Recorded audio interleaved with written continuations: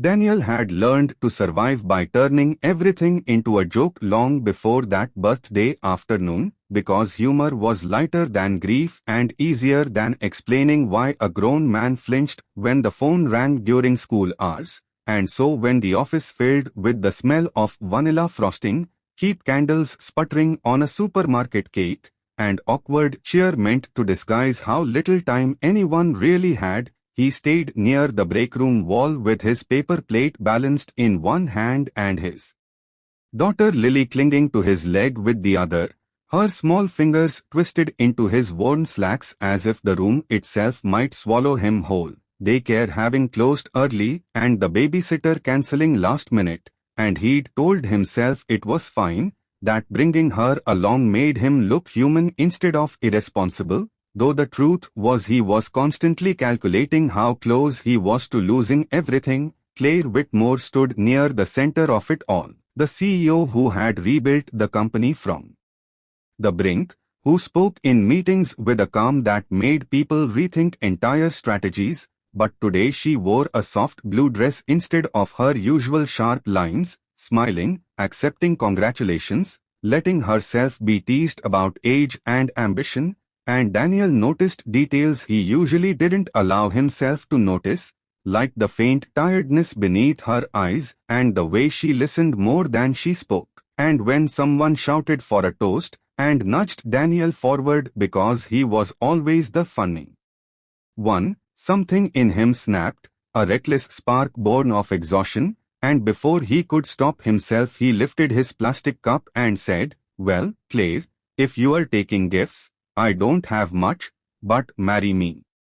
The room erupted, laughter bouncing off the walls, whistles and claps breaking the tension, and Daniel's face burned as he immediately waved it off, stumbling over apologies, insisting it was just a joke, a stupid joke, the kind a broke single dad made when he didn't know what else to say, and Lily tugged his leg and whispered, "Daddy, what's marry?" which nearly broke him on the spot. He expected Claire to laugh, to rescue him with humor and let the moment die. But she didn't laugh right away.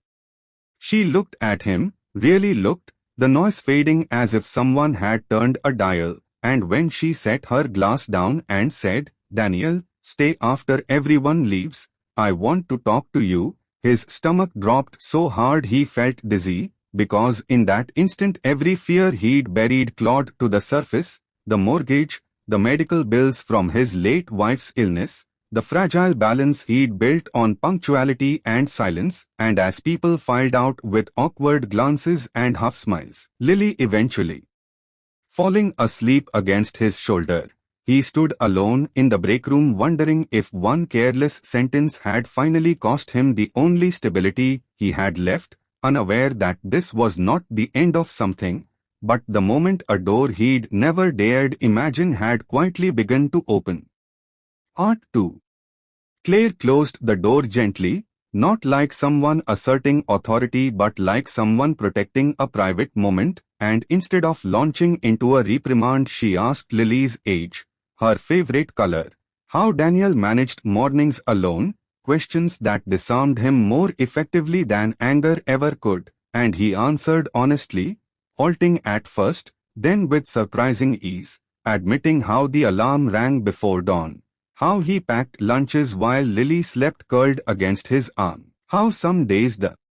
weight of responsibility felt heavier than grief itself, and when he apologized again for the joke, explaining that humor was easier than silence and he never meant disrespect, Claire shook her head and said, "I wasn't offended," pausing before adding, "I was surprised," and she told him she'd noticed things no one else had, the way he stayed late without complaint, how he'd quietly fixed errors in reports without taking credit, how he never used Lily as an excuse yet never hid that she was his